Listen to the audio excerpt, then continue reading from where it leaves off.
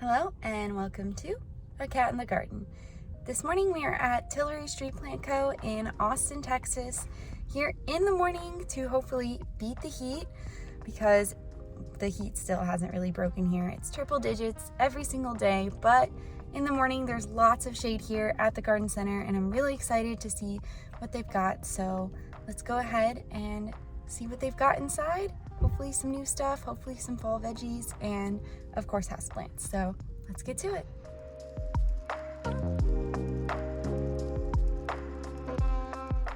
All right, so heading inside of the garden center, I wanted to showcase some of the beautiful flowers that were out here today.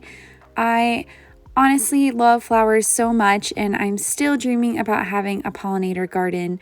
And every time I'm here, I just kind of get some ideas in my head.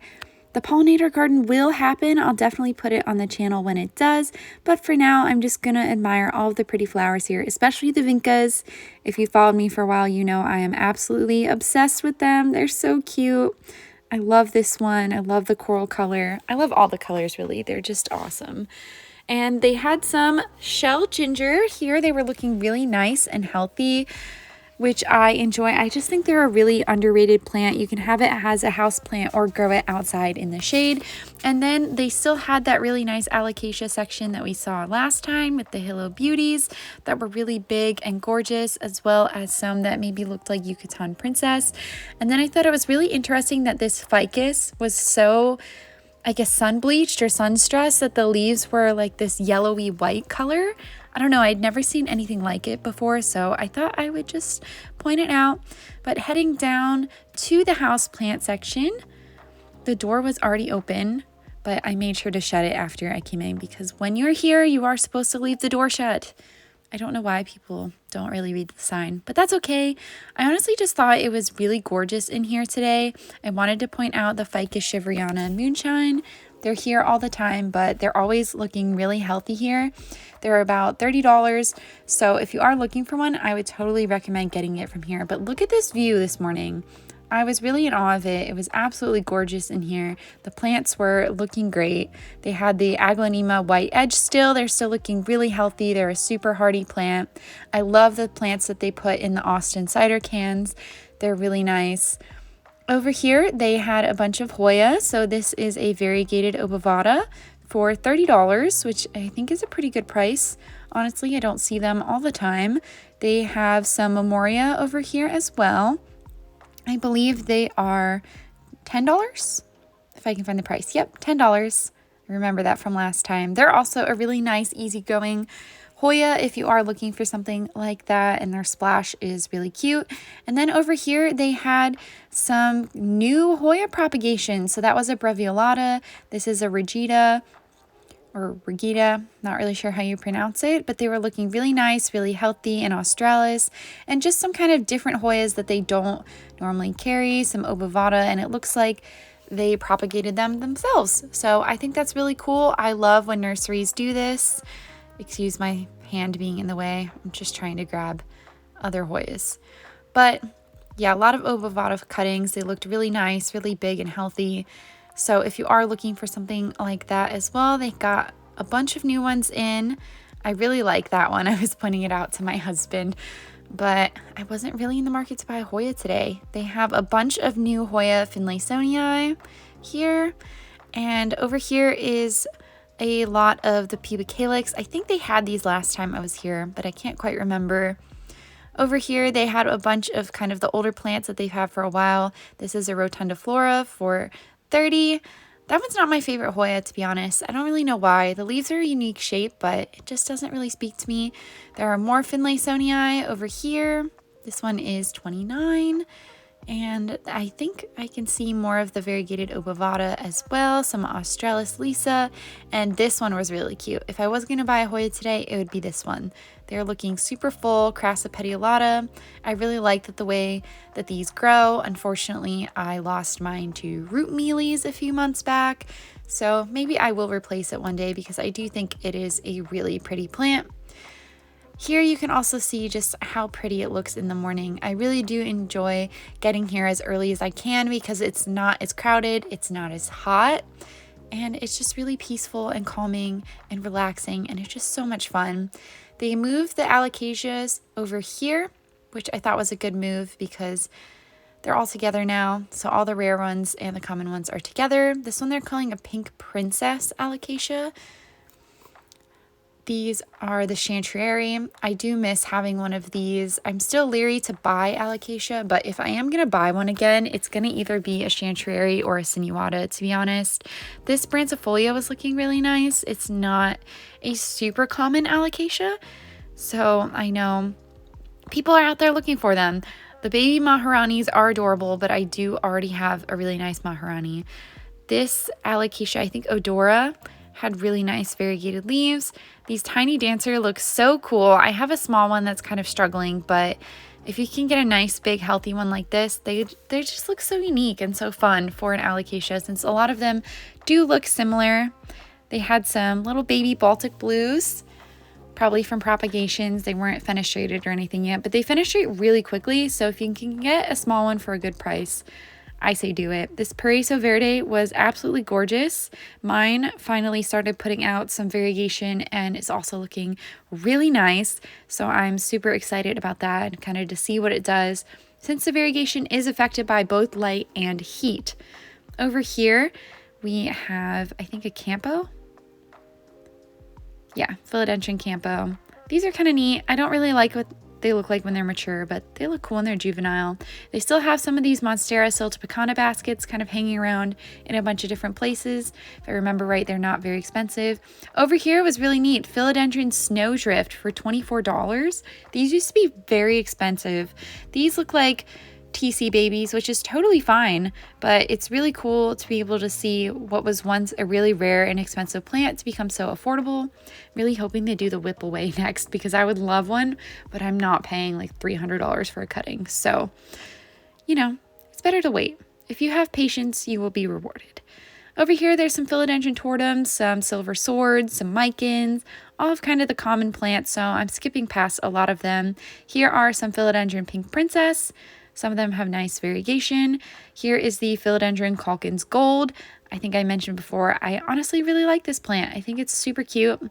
Kind of looks like an upright one, like a Prince of Orange, but with kind of the coloring of the painted lady. So I really like looking at it every time I'm here. Here is an Epipremnum pinnatum. It's not variegated, but it's very mature, which I think is super cool. They still have the Philodendron Plowmanii babies over here, looking really nice and healthy still. This was really cool to see, the Philodendron Pluto for $26. This is the non-variegated version of the caramel marble. So it's not gonna be variegated like a caramel marble, but they still look really cool when they're mature. I really like the bronze color of the leaves. It looks super unique. So it was nice to see that here. Over here they have some Philodendron Melanochrysum. I refuse to ever buy this plant again, but these look really nice and healthy. So if you are better at growing them than I am, go for it. Here are some Philodendron Billies looking really nice in the sunlight up here. They're $65. Looks like there's a couple plants in the pot, so I think that's a pretty good deal. Here is a Monstera Stanleyana Albo. It's got a really long runner. Could be a good project. And moving along, we've got a few other plants over here. This is one of my favorite Syngonium. Y'all know that I'm not a huge Syngonium fan, but I really like the Macrophyllum, and I also really like the Chiapensi and the Ice Frost Syngonium. I did have an Ice Frost, but unfortunately I killed it. Here's another really nicely variegated Paraiso Verde. It looks like they took it from a cutting. The leaves were really mature. It's very tempting, but I do like the little one that I have, and it is maturing quickly, so don't really need duplicates of plants like that right now. This is a really nice fuzzy Calathea. I forget the name of it, but I always have to touch it every single time that I see it. And here I kind of lost my mind a little bit, because this is a Philodendron Jose Bono for $65, and these leaves were bigger than my arm. This was absolutely gorgeous, and I was really, really tempted to buy it. The leaves were super cute, and it actually ended up being two different plants or cuttings inside of the pot. Unfortunately, one of the new leaves was damaged, so I ultimately didn't buy it, but I carried it around the store for quite a while because I really wanted it. But if I'm gonna get one, I want to get one that doesn't have a damaged new leaf, if you feel me. It was really tempting though. Part of me kind of regrets not buying it. But moving on, here is a Maranta silver band. I know I point these out every single time that I'm here, but honestly, they are so underrated, and I think that everybody should have one. Calatheas and Marantas get a bad rap, but they're honestly super easy plants if you just water them. They look so good. And they grow really full too. They have a lot of like ability to sprout new growth points. Anyway, here's the little rehab section. Last time I found a Philodendron Splendid that was really nice. This Epipremnum amplissumum Silver Streak actually looks really good. I don't know why it's in the rehab section, so you could get a good deal for that one if you're in the area. Here they have some ferns and some carnivorous plants. I usually just kind of glaze over those. Here's a very mature Billy. And then moving on, I just want to highlight some of the begonias, even though I'm not a big begonia person. I know other people are, so make sure you want to show off everything. This one was looking a little weird. It kind of reminds me of a Schefflera in a way. I don't know. It was nice. And moving on, there is a really nice trailing Croniana that was blooming last time I was here, but I didn't see any blooms this time. And a nice Monstera that had put out a new leaf. And we have made it to the rare plant section. Here is a Paraiso Verde. Doesn't seem to have a ton of variegation right now, but it will come back given how hot it is here in Texas. They don't really revert. They just kind of hide their variegation when it's not very hot out. This was a philodendron species. Really cool long leaves on it, but it didn't quite look like a Mexicanum as it didn't have any red. And here is a Rhaphidophora pertusa cutting for $7. I feel like that's a good price for any houseplant, really. This bug was super weird. Kind of just looked at him and ran away because I am allergic to bugs. So I'm going to stay away from him. This is an Amedrium. The leaves kind of reminded me of fingers. And I kept telling my husband to look at it, but he was not getting the memo. But that's okay. We'll move on. Here is a Mexicanum. I really want a Mexicanum at some point. This one, the stems weren't really that red, so I passed on it. But I know there are some really nice Mexicanum out there, and someday I'll get one. Someday. You just gotta wait for the right plant, you know? When it is the right one, it'll speak to you, and you'll know. Here's a Posizanum Silver for $90. They look pretty cool, but I don't understand how the leaves kind of look different on every single one that I see. I feel like I'd have to do more research on the plant. This, I think, is another Mexicanum. It has more of the red stems going on. More juvenile, but that's okay. You know, sometimes you get a better deal with the juvenile plants, and there's a lot of cuttings, a lot of juvenile plants, a lot of mature plants. Here was a really weird anthurium that also looks like fingers. I don't know why, but I thought every single plant looked like fingers today. It's just a theme, just a kick that I'm on. Anyway, moving on, this is a really cute Syngonium chiapense cutting. I don't see them around too often. And here is an Amedrium medium silver, bunch of cuttings for $20. They have a lot of them here today, and I really like the silver tone to them, though I do hear they put out quite a lot of runners very easily. And of course, one of my favorites, the variegated spiral ginger. One of the stems on this one is reverting, but the other two look really nice. And here is a cute little variegated orchid for $24. I think it's the vanilla orchid, actually. At one point, I do want to grow one of those, but I want to grow it for the actual vanilla beans, so I got to figure out how to make that happen. Here's another one of those little finger plants. I don't know. I think they're so weird and funny.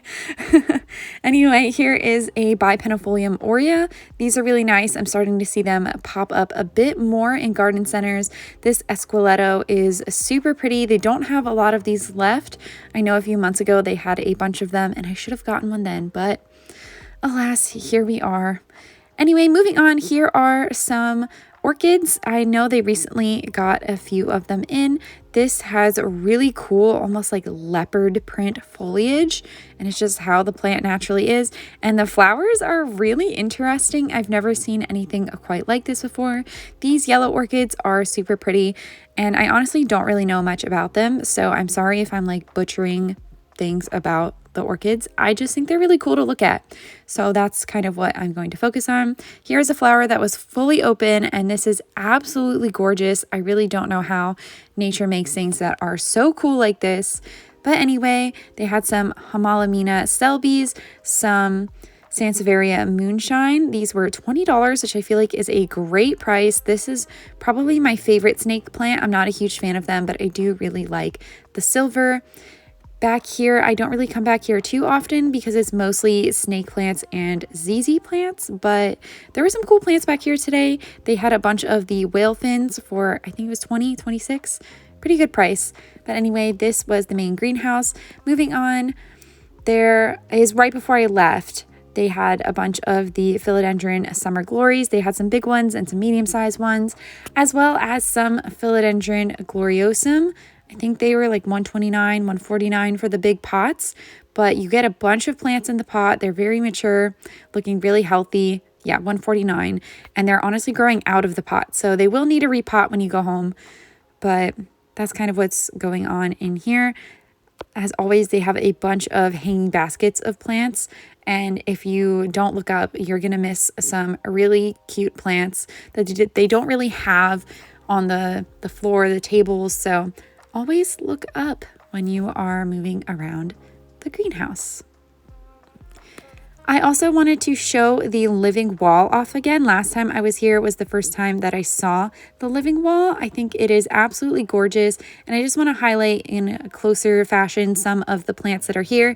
This variegated spiral ginger is one of my dreams, honestly. I wish mine would quit dying back and look that beautiful, but they're clearly doing something right here. This Monstera siltepecana El Salvador is absolutely gorgeous. I think this is a Mayoi. Honestly, I don't know. I haven't seen some of these plants before. They're absolutely gorgeous. Everything in here is looking so happy, so healthy. And that's probably because the humidity is so high in here. You guys don't see it, but I'm honestly sweating every single time I'm in the greenhouses because they keep it so humid. The silver swords look amazing.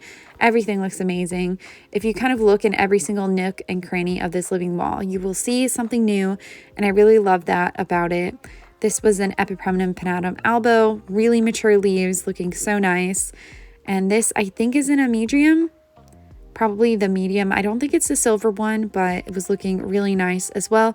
And they have some other plants kind of just starting from the bottom, like the silver band Maranta. It's not really going to climb. It'll probably just kind of sprawl out over the bottom, but they really have taken a lot of care into this wall to make it really full and really beautiful.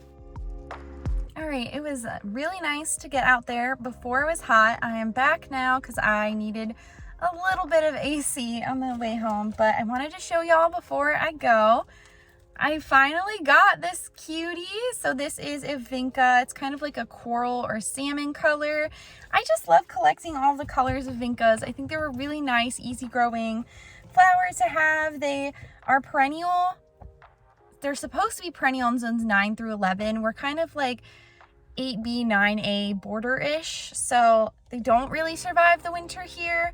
But if you were in a warmer zone, say you were in like California, Florida, zone 10, it would survive the winter for you because it is a tropical. So just a fun, really nice plant to have, and it does like self-seed really easily. So if you plant a bunch of them, you'll just get them for free every year. It's really nice.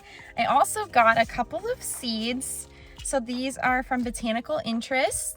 This is a golden beet. My husband does not like beets, so he's been telling me like not to grow them, but I was like, I want to grow them. So I got the beet seeds, and then I got seeds for a straight neck squash because I have the issue with the squash vine borers here. And I'm gonna try a method where you just like plant a bunch of seedlings every couple weeks, and every couple weeks when the plants get infested with the borers, you cut them off and you plant new ones. Or I might also try covering it with like bug netting, if I can do that, to see if I can get them to grow and be really happy and kind of like, how do I want to describe it? Make it so that the moths can't get to them. So if I cover it with bug netting, the moths can't lay the eggs, and then I would in theory not have any borers. So I'm gonna try it. I'm gonna see how it goes. I don't know if I have enough time to try it yet this fall. I might have to do the like every 2 weeks method this fall, but I'm definitely going to try it in the spring because I think bug netting might be the solution here. But thank you so much for coming along with me plant shopping today. If you like this video, make sure to give me a thumbs up down below and subscribe so you don't miss anything else from the channel. Thanks again for watching, and I'll catch you in the next one.